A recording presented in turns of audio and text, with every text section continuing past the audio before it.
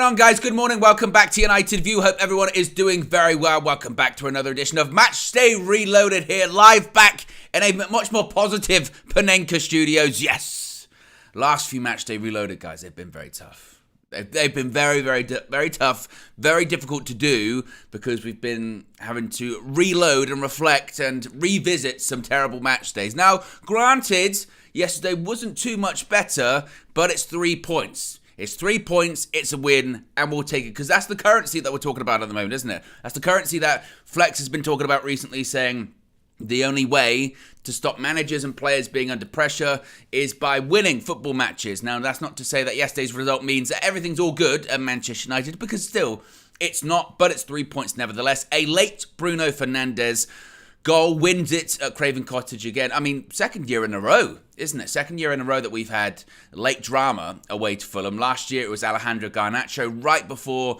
the World Cup. And this year it's Bruno Fernandes with a late goal too. Obviously, we're going to get into a lot of reaction, a lot of quotes, a lot of discussion and talking points this morning. So be sure to smash a like on the like button. Be sure to subscribe bottom right-hand corner as well. We're going to have some reactions, well, some highlights actually from the match view yesterday inside UVHQ with Flex, Marcel and Sol. We're going to be getting Flex's view, Marcel's view. Good vibes, John. The good vibes are back with John. I'm much happier with. I was worried about John recently because he was. I mean, for a guy that's called Good Vibes John. Recently, it was tough. It was tough to watch, to see someone have the good vibes sucked out of them, but now they're back in. So we're going to be getting his reaction too, as well as Sol's and much more today. So how are you all feeling? How are you all feeling after yesterday? It's a strange one because for me, it gets back to... I looked at yesterday very similarly to when we played Brentford at home, when we played Sheffield United away, when we played FC Copenhagen at home, which is, you get this argument again of if you come out of that game and you're, I would say negative, but you look past that result and look at the performance and go, look, it still wasn't good. Like it still wasn't a good performance. It was a really tough watch at times, and that's what it is. Then you're told, oh, why are you being so negative? Why are you being so negative? Look, I'm really glad, obviously, we got the 3 points yesterday. I'm really glad for Erik ten Hag that we got the 3 points yesterday, because had we lost yesterday, I don't think he would have lost his job, but we've seen the scrutiny, we've seen the pressure. That hasn't really gone anywhere, but for him, I'm glad that it's just on to the next one. On to the next one. As we get more, and hopefully as we pick up more results, it gives him more time, it gives him a bit more currency, players start to come back in, and hopefully we start to play better football and put in better performances. That's my hope. So I'm really glad, obviously, with the win yesterday. But you still can't sugarcoat and hide the fact that it's still a really tough watch. It's grinding out results. If that game had finished 0-0 yesterday, we really couldn't have had that many complaints. I mean, apart from the Bruno Fernandes goal, I can't think of any save that Leno had to make in the Fulham goal. And I actually watched it back because, sometimes when you're not watching it happen in real time and you get caught up in the euphoria of the late winner, you just celebrate and you don't really look at actually how you scored the goal or the circumstances surrounding it. And I looked at the Bruno goal and I actually think Leno should save it. I think it's poor goalkeeping, to be honest with you, because he gets a hand to it. It's a bit of a soft shot. I'm not complaining all that much at all. But in a game where before there was a banner and the Manchester United away end that said, play like you mean it, ! Play like you mean it. I put the poll in the chat after the game on the full-time view yesterday, and the poll was, did Manchester United play like they meant it? And it's not to say that the players aren't trying for the manager, because I don't think they're not trying for him anymore, but it's just a tough watch. It's just a really tough watch, and it's just grinding out results. And a bit like we've said throughout all of this season, if we were playing a better side yesterday, would we have got that result? Probably not. Fulham, they obviously lost Mitrovic in the summer. They're not as good as they were last season, but you just got to win football matches. That's it. You just got to win football matches by hook or by crook, and it gives Erik ten Hag more time. But interestingly, and this is something I did want to point out this morning, interestingly, And this is when we get into the realm of statistics. And as I always say, statistics can be manipulated. Statistics can be manipulated to back up any point that you want to make. So a lot of people this season have pointed to statistics about Manchester United, about Erik ten Hag, as to reasons why he should be sacked. Pointing out it's been the worst start to a league season in 61 years. The fact that all of these records against certain teams and conceding goals and defending some of the worst since like the 1980s, the 1970s, they point to that and say, look, it's historically bad, therefore Erik ten Hag should go. But what's quite interesting is that after 11 games this season, which is what it's been, 11 games in the Premier League, Manchester United have the same amount of points in the Premier League, that being 18, this season as they did last season.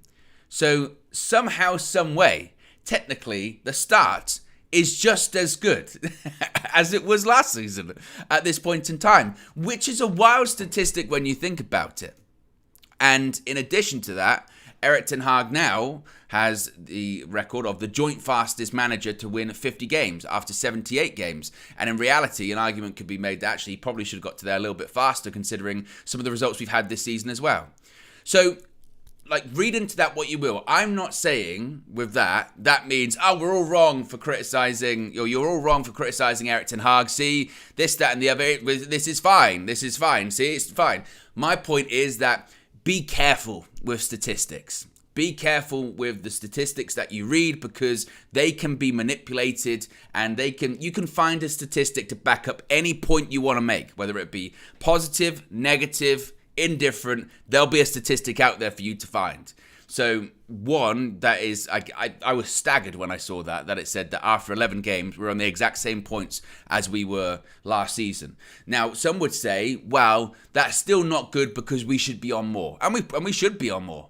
Look at the opposition that we face, look at the performances that we've put in. We should be on more. And you would expect year on year to see improvement, right? When I think you look at the teams that we faced thus far this season, you look at the likes of the Palace game in particular, and more, you go, we should be on more points than that. But I think that's an interesting statistic, certainly. And again, one to consider.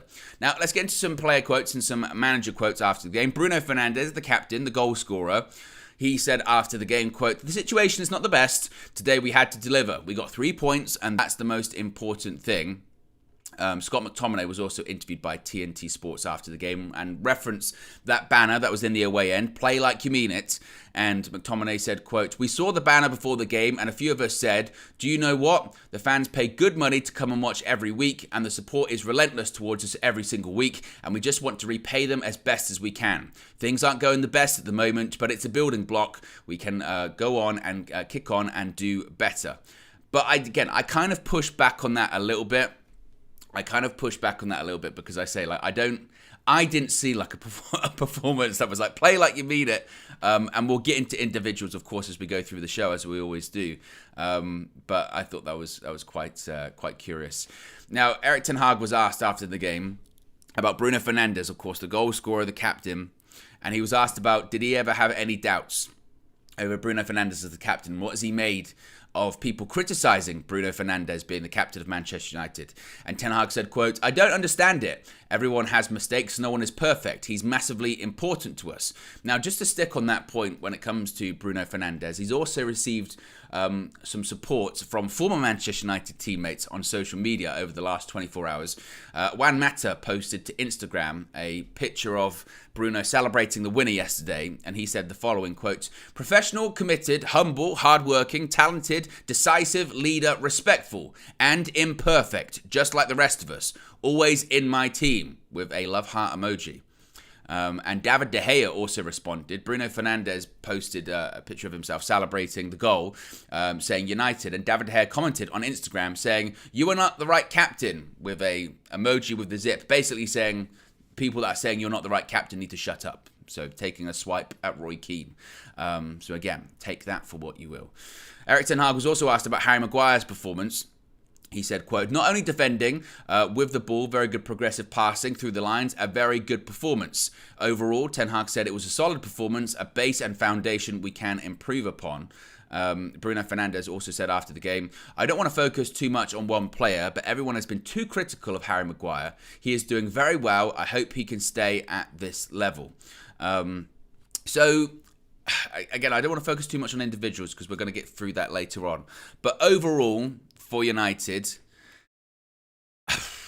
again, it's a tough watch. It's grinding out results. I honestly, as the time was ticking on in the game yesterday, I can't say that I saw that coming, which is maybe somewhat naive of me, I suppose, because we have seen that this season, that even when we're playing at our worst, if it's 0-0 and it's getting into the dire moments, you can't put it past us to get a late goal, because that's what we're doing this season. So maybe to say that I didn't see it coming is maybe a little bit naive, but just the sheer lack of quality yesterday, I really didn't see that one coming, and away from home as well.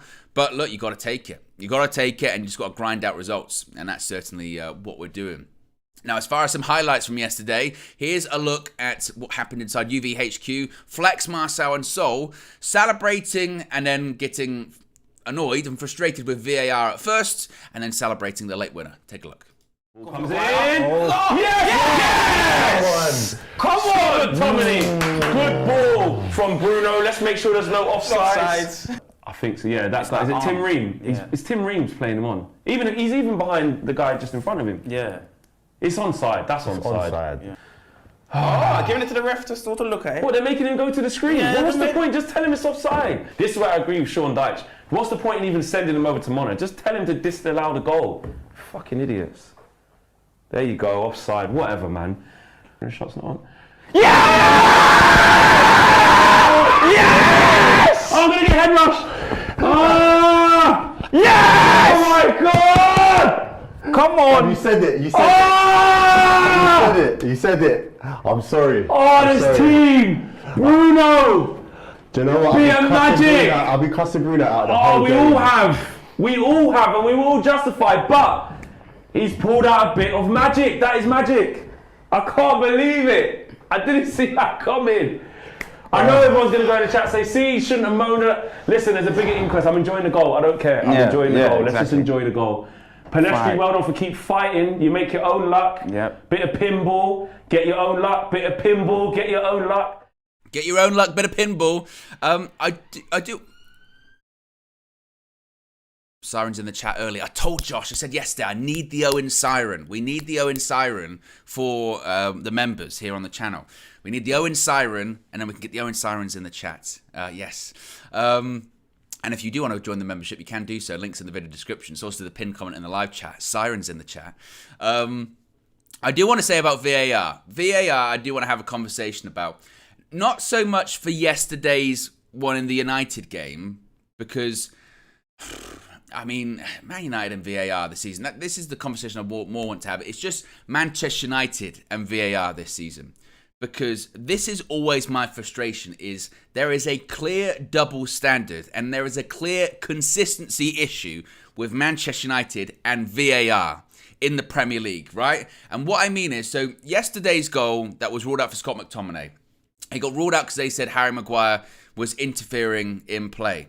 Ironically enough, we had one go for us against Manchester City last season, in which they said Marcus Rashford wasn't interfering with play when it looked like he was, and we got the goal. So the argument would then be, well, what's the difference between those two decisions?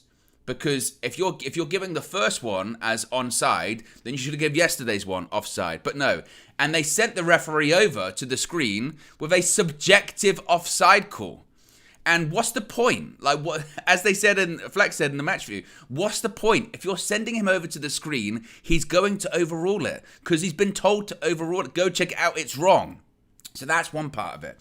Then the Arsenal game yesterday, with the ball, wasn't out of play. I don't particularly care about Newcastle or Arsenal, but looking at it from a Manchester United point of view, I look at it and say, wait a minute.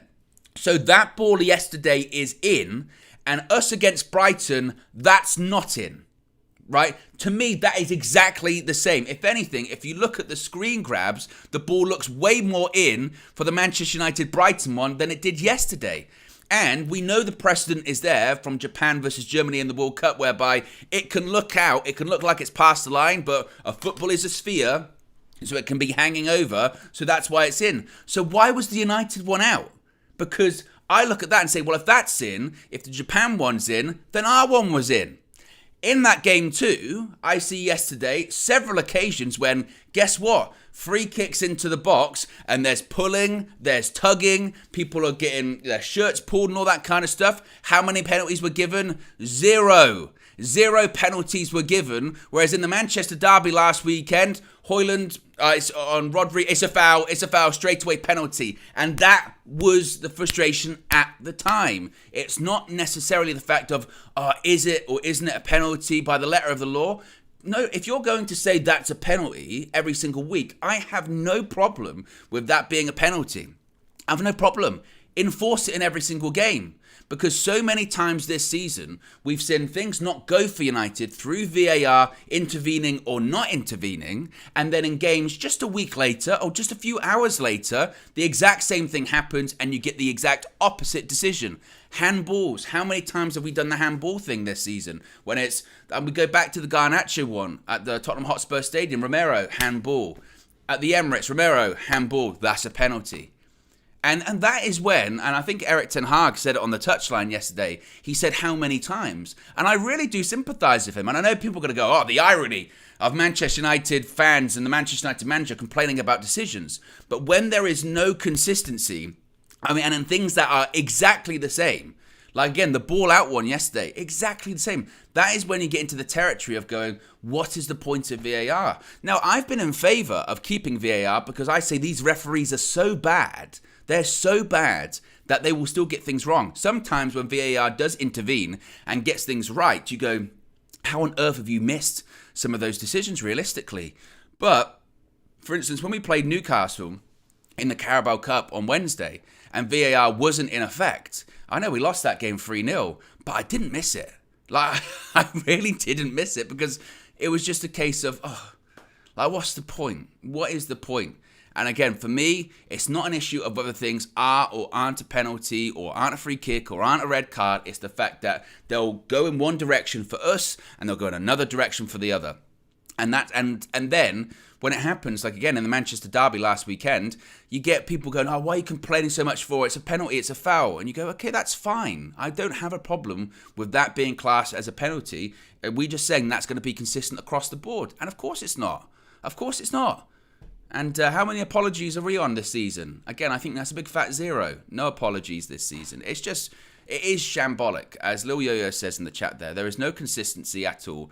And it is absolutely shambolic. It is. And they just get away with it. And then you see a thing, this referee's been dropped to the championship this week. Oh, good. That's great. Or I'm going to put out an apology. Cool. That really helps, doesn't it? And it's just... Again, it's nonsense. With the offside stuff, I said it before the season. The moment we all saw the World Cup last season with that automated offside and how quickly that's done, and we see it in the Champions League every single week, that how fast the automated offside thing is. You look at that and you go, shouldn't that just be across the board? Shouldn't that just be across the board? And no, they said at the beginning of the season, no, we want to get more cameras in the stadium. That's what we want. More, was it 4 extra cameras we're getting in the stadium? That's going really well in the Premier League.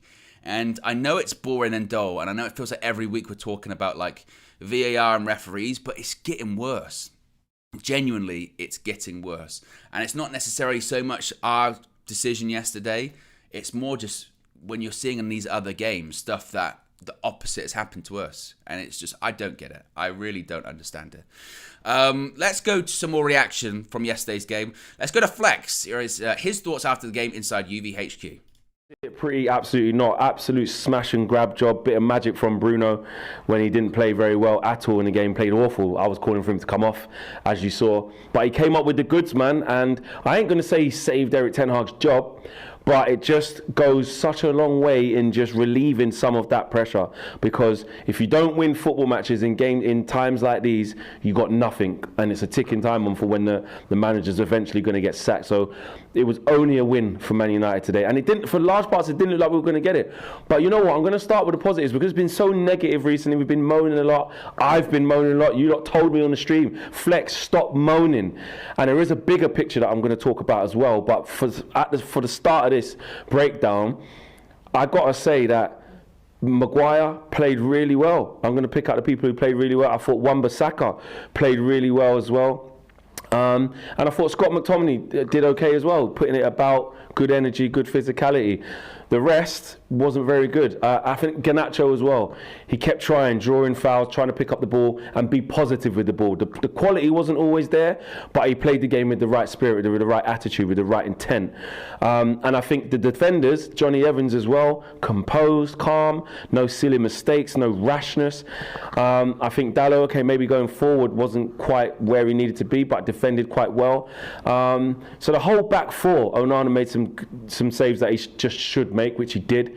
I haven't seen the first one back. It looked like a weird save, but he saved it. He just made sure he didn't make any mistakes. So the whole back five with the keeper there, they deserve big credit. And Harry Maguire, if you think about it, he's been ridiculed. He's had the captaincy taken off him. You know, I've not been his biggest fan in terms of, you know, him being here. I think a lot of us could agree on that. But where he does deserve credit, when you have to give credit where credit's due for this 90-minute performance now, he deserves the credit because he's standing up and being counted. Do you know what I'm saying? He after a minute or so, he takes a big bang to the head where he looks pretty much concussed and he looks like, you know, he might have to come off. But he won his duels, he won his headers, he was passing between the lines as well, some switches of play as well. I haven't seen his stats, but I think his passing stats will be good. He just kept winning things, he kept doing his job, as Roy Keane would say, he kept doing his job, but to a good level. So he gave us the basis at the back to say, look, I feel quite comfortable, you know, I feel comfortable with where we're at the moment, and as long as we don't make mistakes, I think we're going to be okay. So he deserves props. And in the absence of Raphael Varane, which seems mysterious right now, it's a clean sheet for Evans and Maguire. I'm not saying that should be the future of the club. Of course, in the last game against Newcastle, we got torn a new one. You know, in the game before that, we got torn a new one. So you can't say that there's longevity in this partnership just yet. But for today, they did well. And even in the games where we have been getting smoked, we've been looking at those two in particular, in Evans and Maguire, and they haven't been the worst players on the pitch. It's a bigger indication as to where Man United are right now. But to be honest with you, those two deserve credit, especially Harry Maguire. Aaron Wan-Bissaka, having him back is just a breath of fresh air. You know what I mean? Just the calmness that he has in the game. He doesn't let people go past him. Marco Silva spoke about it before the game, about how good he is in 1v1 situations.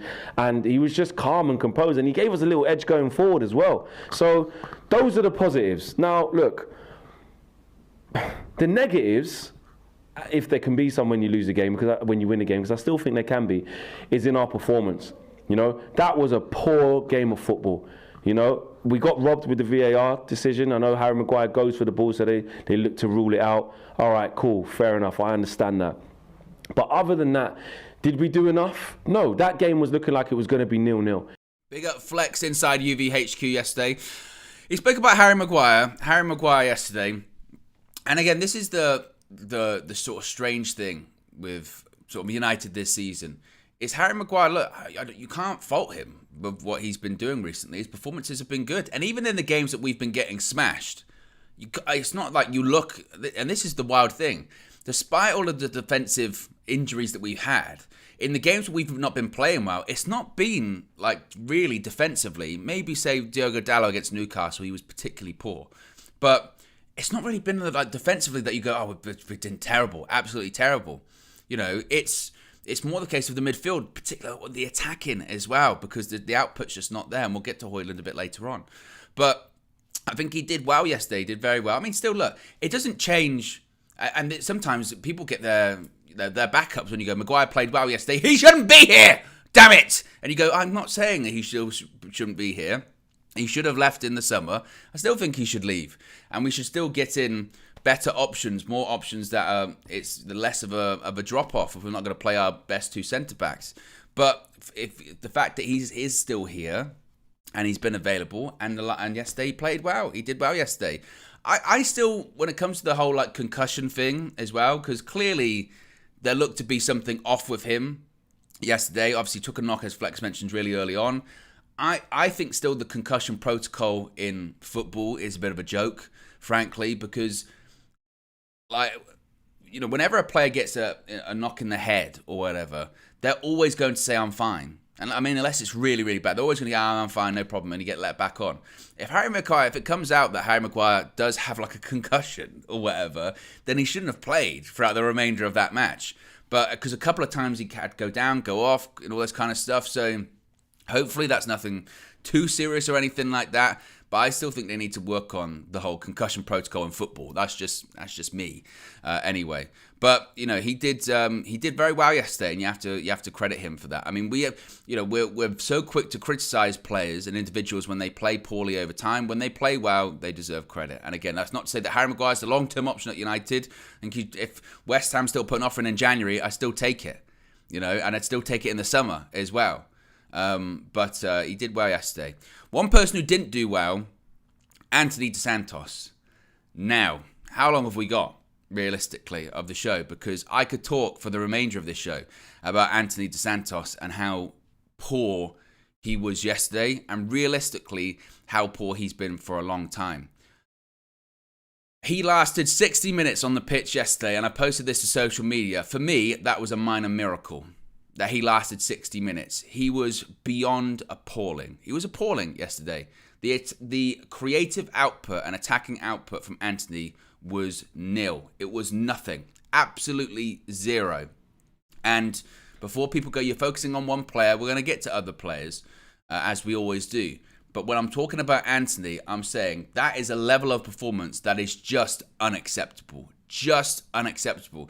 And that's not to say either that Facundo Pellistri is the answer. That's not to say that Facundo Pellistri is this uncovered amazing gem of a player, because we've seen him play a couple of times. I'd like to see him honestly get a run of games, but I don't think Facundo Pellistri is the answer. I still think that he's a bit too lightweight, and maybe we've overhyped his qualities a bit too much.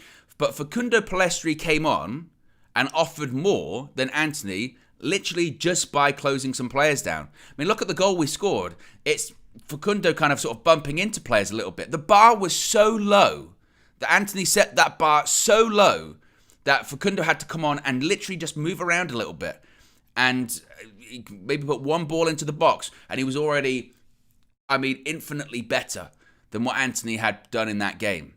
And this isn't anything new as well when it comes to Anthony. And the scary thing is, this is what I've been saying recently too. We talk about, the lack of attacking output that we've seen this season from the front three, and the lack of goals and the lack of chances from the front three that's been created. Recently, our strongest front three's been playing. And we talk about the injuries we've had defensively. Recently, it's been Rashford, Højlund, Anthony, and it's nowhere near good enough. Rasmus Højlund got substituted, when was it, in the sort of 70th, 75th, 80th minute, whenever it was yesterday, for Anthony Martial, and he looked furious. And I don't blame him. I don't blame Rasmus Højlund for being furious at all. Because he's looking at it going, look, people are starting to say, this guy can't score goals, 70 plus million, and he still scored no Premier League goals. Have you seen the chances that he's been given? There's barely any. And he must be looking to his left and his right in football matches and going, and actually behind him, to the captain, because I know Bruno scored yesterday, but as for what he offered, he got player of the match. I think that's just because he scored, because he was not that good at all. He was still, again, way off it, miles off it. And I think Højlund will be looking to people like Christian Eriksen, who's meant to be creating stuff. And again, Eriksen was terrible yesterday. He had a period there, Eriksen, where for 5 minutes he just gave the ball away. Like 3 consecutive occasions, just gave the ball away. Bruno Fernandes, again, apart from his goal, he was, flailing it over the bar. I remember at one point, I think it was first half, he went for a cross and it just went straight over the bar. And you look at him going, what?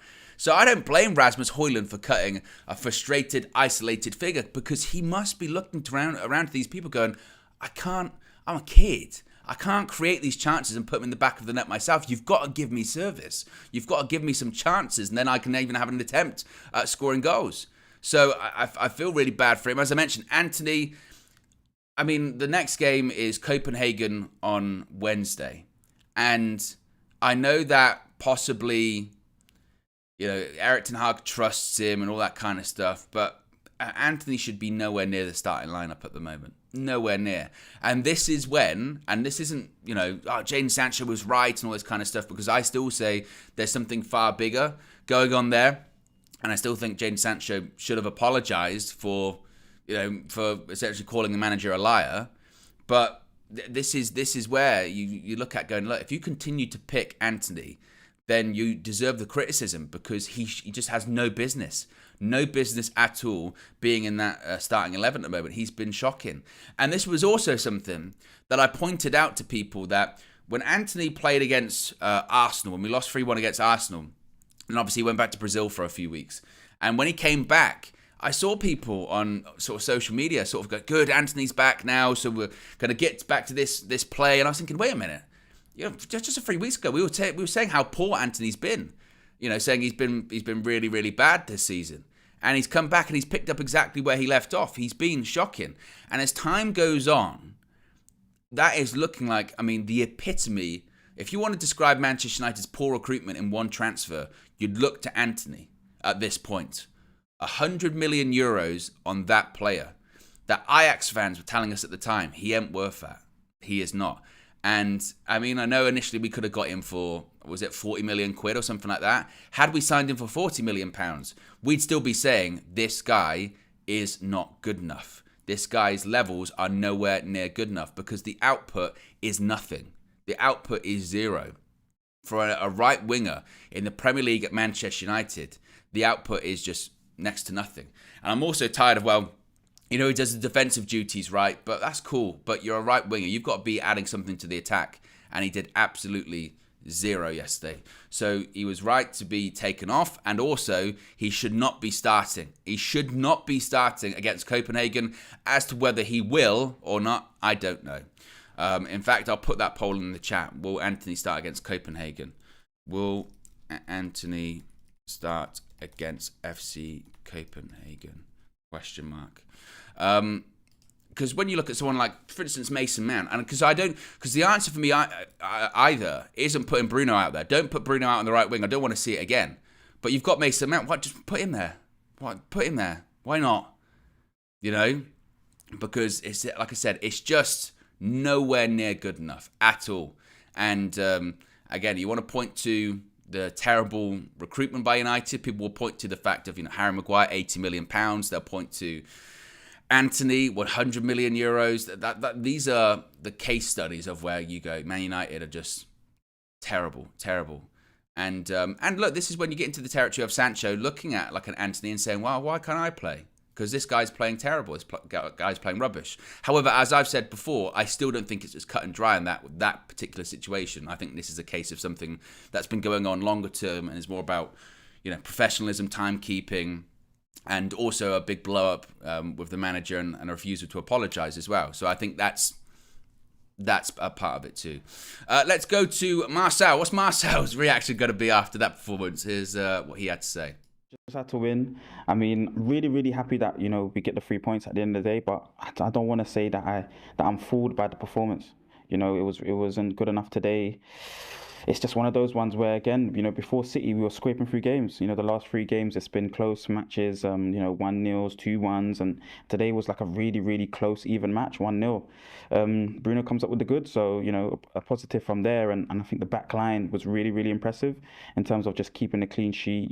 Defending all the counter charges that they were offering, because that's what they seemed like they were going to offer, was a counter attack themselves because of how poor the quality game was as a whole.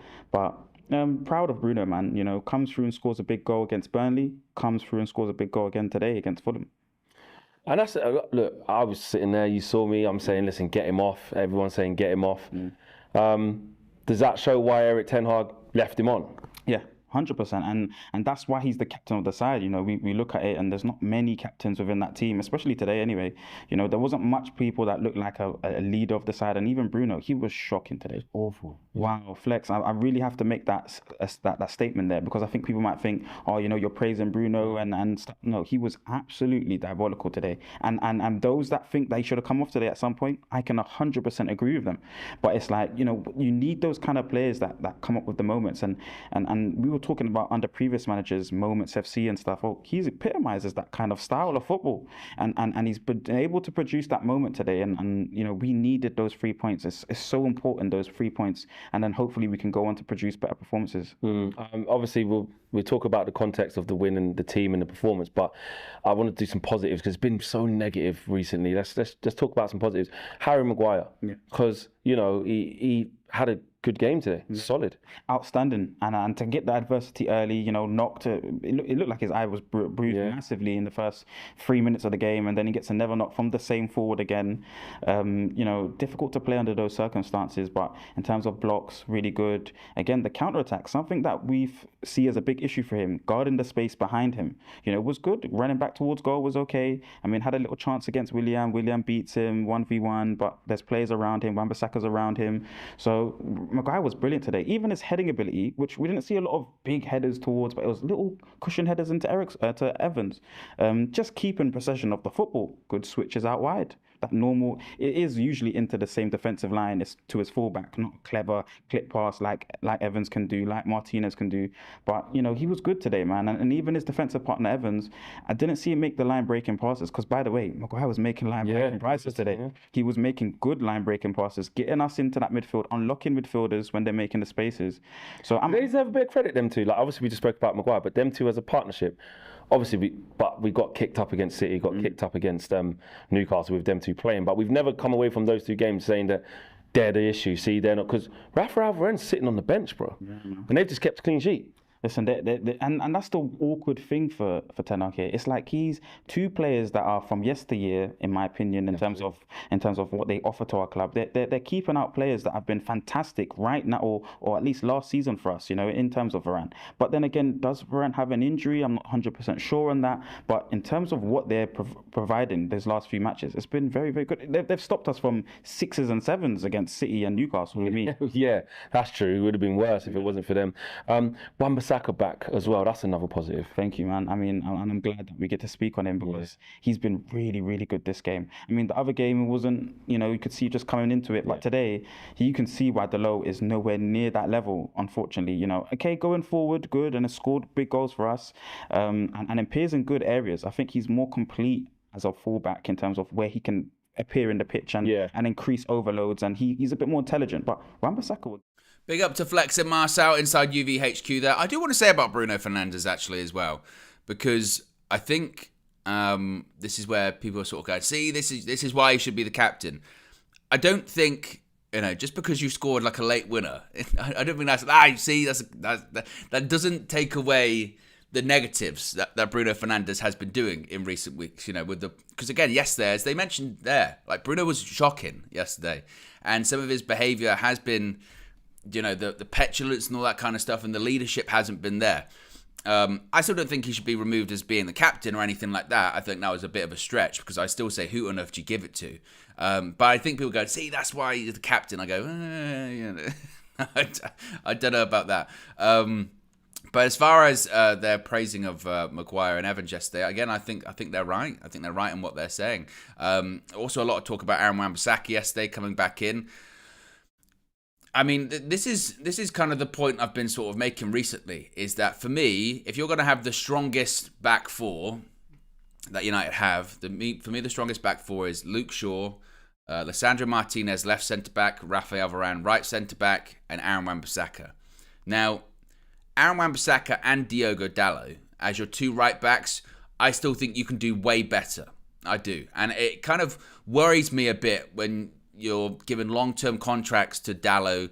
They're in negotiations with Wan-Bissaka over a long-term deal. If anything, I would prefer the backup right back to be Aaron Wan-Bissaka and having a better, more complete, more elite right back in that squad, because I still think long-term are those two really good enough to win a Premier League title or compete on a European level for a Champions League or what have you. I don't know about that. I really don't. But having Wan-Bissaka back in yesterday does make us much more defensively stable. We get caught so often in transition. I mean, Erik ten Hag's spoken about us wanting to be good in transition. We get caught out so badly in transition. And Aaron Wan-Bissaka's ability to recover, his ability to track back and put in the sliding tackles and win the ball back when it looks like a player's through on goal, or they have the ability or moments to play a through ball that would put a player in. He is so vital, and his one-on-one defending too. I mean, we saw against Newcastle in the week where Dalot just got rinsed a couple of times by the likes of Almiron and others. I don't think that happens to Aaron Wan-Bissaka if he's in that position. We know how good he is one-on-one. So for me, Wan-Bissaka is a really positive addition to have back in the team.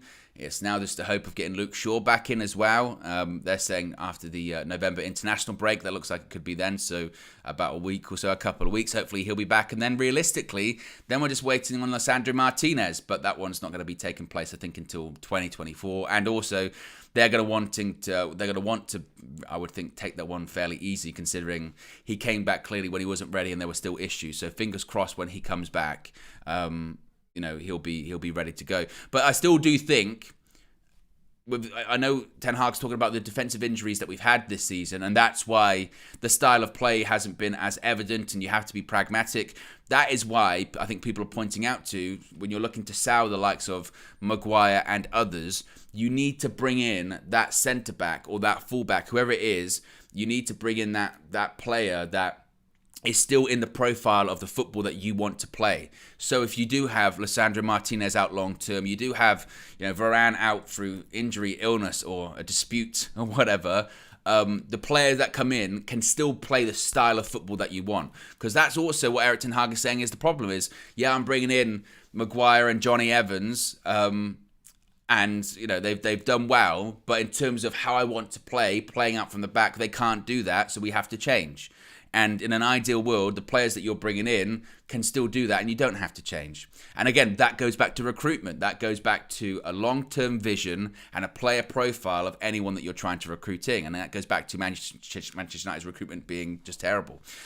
Poll in the chat at the moment. It's been in there for nearly 10 minutes, over 126 votes. By the way, 126 votes. Haven't even got 100 likes this morning. Ugh, I know it's Sunday, and I know that people are a bit going, oh, wow, just, waking up, Sunday, day of rest, staying in bed and all that kind of stuff. But, hey, if you haven't already clicked the like button, some would say, Mikel Arteta would say it's a disgrace. Yeah, he'd probably be talking about something else. But if you haven't already clicked the like button. But the question was, will Anthony start against FC Copenhagen? And it's close. It's very, very close. Will Anthony start against Copenhagen? 48% say yes. 53%. Oh, it's changed now. 47% say yes. Oh, it's changing even more. Look at this. It's moving around all the time. 48% say yes. 52% say no. So that's quite interesting. Because I think if we said, should Anthony start, I think it would near enough be 100% would say no. But the question is, will he start? And that one's quite close. Let's keep an eye on that one. That's quite interesting. Should we get some good vibes? Because, like I said, I've been worried about John recently after the result against City last weekend and Newcastle in the week. I mean, we might as well have not called him Good Vibes John. We should have just called him John Shin, because the good vibes were gone, and particularly after the City game. I mean, at one point he just stared into the camera for like a couple of minutes. It was very, very upsetting and concerning. But I can confirm that good vibes are back. So let's embrace the good vibes this morning. Manchester United, come on! We take 3 points, we take those! Oh my days, that game took me through the races. It was an up and down of good moments and bad moments, but Bruno Fernandes, our captain, he stepped up. He stepped up when the going got tough, and he buried that goal. 3 points in the bag. What a way to end it. It was one of those games where Manchester United fans, if you're watching like me, we're not going to be sold on the idea that, oh my goodness, everything's going to turn around. But these are the moments where Manchester United can build the momentum, not from a performance perspective, but from a mental perspective. The desire, the willingness to continue to stay in the fight. Bruno Fernandes, we have to talk about it right off the bat. We have to talk about Bruno. You guys know, if you've been following me for a while, I've been critical of Bruno Fernandes, not for his performance. I've always have been backing him. He's been tossed around like a damn salad on that pitch, playing right wing, playing left wing, playing deeper in the back. At one point, he was playing in the back line. He was all over the place. But I've never once questioned his performance because he's always giving his utmost best. I've been criticized very hard for that, and I'm willing to say my bad. I don't mind that, but he's never given up. I've only been critical of his performance as a captain because I've always said I'm not a big fan of people who moan all the time, and Bruno Fernandes' moaning has always been something that I've been very critical of. But today, I saw something different from Bruno. He looked like he was rallying his players around him. He looked like he was being a lot more progressive, a lot more motivational. He looked like he was a leader today in my eyes. He's always been a leader because he always tries to fight like there's no tomorrow. He's always giving it 110%. But today, in the John Shin eyes, In these eyes, he looked to me like a proper leader. And I was like, oh my goodness. This is a game where Bruno Fernandes could really step up and cement that role. And not only did he step up, he freaking closed the shop on everybody with that goal. The way he chopped that ball to his left foot and to slap it in, whichever foot he used. He beat two players with one chop, dribbled it past, and he slapped it in. His goal, it means the world to Manchester United because the performance might not have been so great, but the result, it means the world to the players, to the fans, and especially to Erik ten Hag, who's been under fire. And I'm so glad and relieved that they were able to get 3 points. Bruno Fernandes, phenomenal performance. But for me, my man of the match, I'm going to talk about it a little bit early, has to go to Harry Maguire. Harry Maguire. I've been extremely critical throughout his time at Manchester United. When he was absolutely bossing it under Ole Gunnar Solskjaer, I was so happy that we finally got a consistent center back that doesn't get injured. But post-injury, post that good form, he's been woeful so many times. How many times have fans like yourself and me been critical of his performances? But Harry Maguire is a player that I always said I want the best for him. And these are the moments that gets me emotional because he's been stuck in.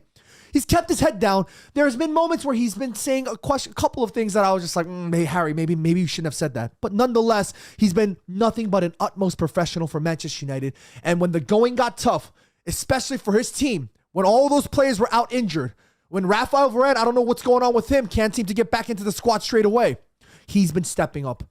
He's been class. And today was a man of the match performance from Harry Maguire leading from the back. I was extremely worried when he got banged on his head. I really thought he might have been concussed, and he did look a little bit shaky. But thanks to the officials who cleared him to play, thanks to the physio, I'm glad that he was able to carry on, and hopefully it's nothing too serious. But nonetheless, it was a phenomenal performance. He led by example from the back today. Some of the opposition fans came join me in my live stream, and they were like, "Oh, you guys always big up Harry Maguire because he does well against small teams." Shut. When do you big up players then? You big up players like this when they perform well. Big up John Shin, shocking like this, no way further. I thought John was going to have a heart attack for it. I couldn't believe it. I love the John Shin energy. I love the good vibes, John. John's back. The good vibes are back. The shouting's back. Harry Maguire!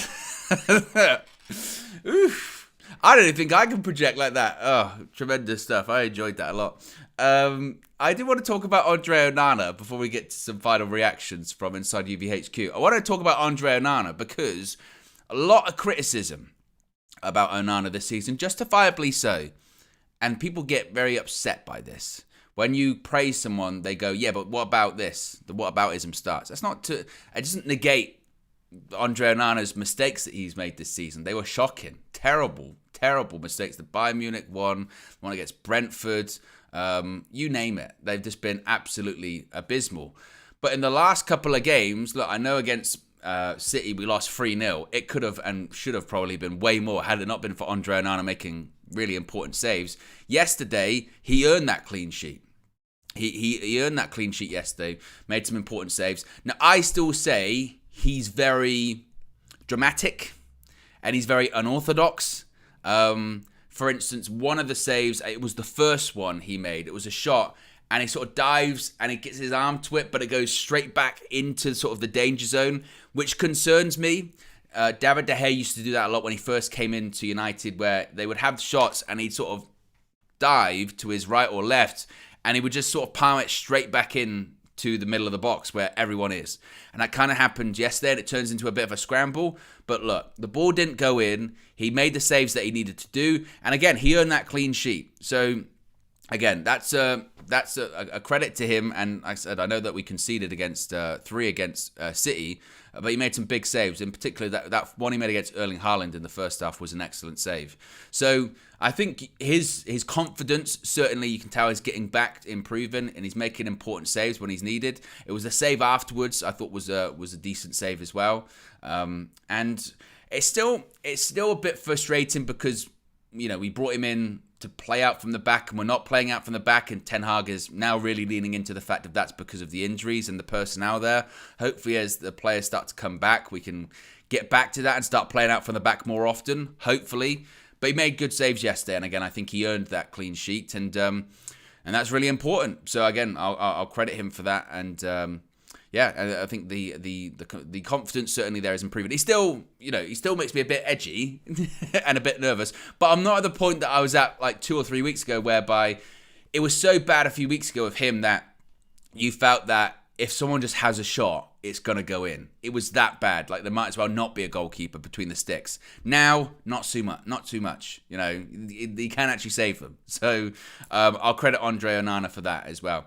Let's get some more reaction. Let's go finally to Sol, talking to Flex inside UVHQ. It's correct. A win is a win, and at the end of the day, like, despite the performance, we got 3 points, and that's it. That's what matters. And Bruno and Eriksen and all them players that were playing shocking the whole game. I mean, Bruno just managed to pull it out of the bag. So credits where it's due. Like, we needed someone to grab the game by the neck at the end and get us the goal.